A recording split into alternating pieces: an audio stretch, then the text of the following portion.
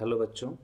तो आज मैं निट अपने यूजी के बच्चों को ये बताने जा रहा हूँ कि अपने स्टडी टाइम को कैसे इंक्रीज़ करें। वो पढ़ना चाहते हैं, हर बच्चा थोड़ा या ज़्यादा पढ़ना चाहता है। जो भी निट की प्रिपरेशन के लिए आता है ये हमें पता होता है, लेकिन वो अपने स्टडी टाइम को मैनेज नहीं कर पाता या उसको वो इंक्रीज़ नहीं कर पाता। इसके लिए सबसे सटीक उपाय ये है कि सब्जेक्ट कोई भी हो, उसमें इंटरेस्ट लाने की ज़रूरत है। जब तक से इंटरेस्ट नहीं आएगा तब तक से आपके स्टडी का ड्यूरेशन नहीं बढ़ेगा। और इंटरेस्ट लाने का एक सबसे इम्पॉर्टेंट उपाय ये है कि टीचर के पढ़ाने के बाद और खुद पढ़ने के बाद दोबारा उसको पढ़ते समय, सेकेंड टाइम पढ़ते समय ये कोशिश करो कि पर्टिकुलर पैराग्राफ में या पर्टिकुलर टॉपिक में कौन सी ऐसी बात है जो ना तो आपने पहले नोटिस की और न ही आपके टीचर ने उसको बताया। जब इस तरह की चीज़ों को आप उस पैराग्राफ से, इस टॉपिक से ढूंढोगे, तो न सिर्फ आपकी पूरा टॉपिक वेल प्रिपेयर्ड होगा, बल्कि आप सचमुच में कुछ ऐसे डिफरेंट क्वेश्चंस बना पाओगे जिन क्वेश्चंस के बारे में न तो आपको पता था और न तो आपके नोट्स में थे वो।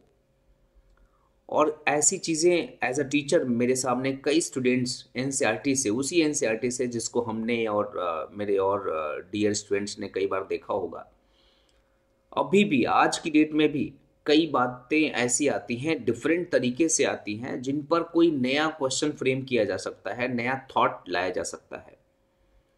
तो जब हमारे साथ ऐसी बातें होती हैं, किसी टीचर के साथ ऐसी बातें होती हैं, तो इसका मतलब कि डेफिनेटली अगर बच्चा ऐसी कोशिश करे, है ना, उसमें इंटरेस्ट ले और ऐसे न्यू क्वेश्चंस को फाइंड आउट करने की कोशिश करे, तो उसके ऐसा करने से उसका मन भी लगेगा, उसके स्टडी का ड्यूरेशन भी बढ़ेगा, उसका सब्जेक्ट भी स्ट्रांग होगा, उसका टॉपिक भी क्लियर होगा और टीचर से वो एक्चुअल डाउट जो है पूछ पाएगा।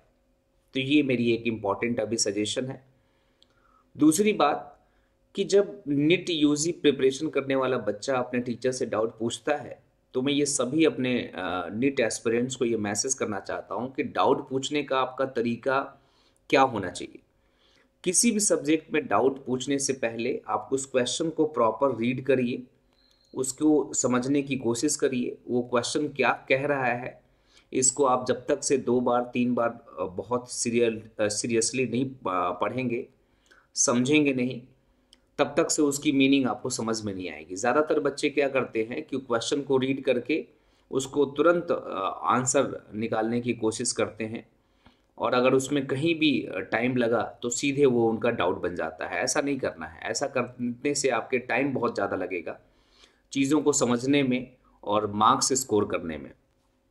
तो आप क्वेश्चंस को बहुत अच्छे से पढ़िए और समझने के बाद ही आंसर निकालने का प्रयास करिए। और टीचर से डाउट पूछते समय आप ये कहिए कि सर या मैम, हमारा आंसर इस क्वेश्चन का ये आ रहा है और जो गिवन आंसर है वो दूसरा है। तो टीचर आपको आपके सॉल्यूशंस को देखते हुए ये सही में बताएगा कि गलती आपसे हुई है, आपके अंडरस्टैंडिंग में गलती हुई है या कोई और प्रॉब्लम है। तो ये जो तरीके हैं ना, ये तरीके हम सभी को अडॉप्ट करने चाहिए फ्रॉम द 11th क्लास।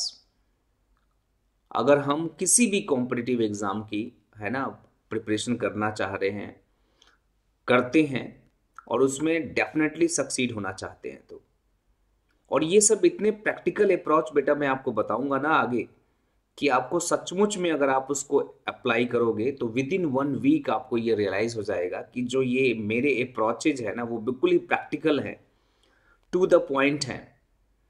मैं औरों की तरह कोई भी ऐसा आपको मैसेज नहीं देना चाहता जो सिर्फ टाइम पास हो और सिर्फ पॉपुलैरिटी गेन करने के लिए हो। मैं आपको सारे ओरिजिनल थॉट्स देना चाहता हूँ, क्योंकि जब मैं आपको मेहनत करते देखता हूँ, अपने बच्चों को मेहनत करते देखता हूँ, तो मुझे बड़ा अच्छा लगता है, खुशी होती है और मेरा स्वतः कुछ अच्छा करने का मन करता है, और उसी अच्छे करने में ये मेरी एक छोटी सी कोशिश है।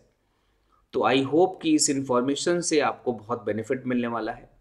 अगली और इसी से रिलेटेड एक नई इंफॉर्मेशन के साथ मैं आपको जल्द ही एक नई टिप्स के साथ फिर से सामने आऊँगा। Thank you.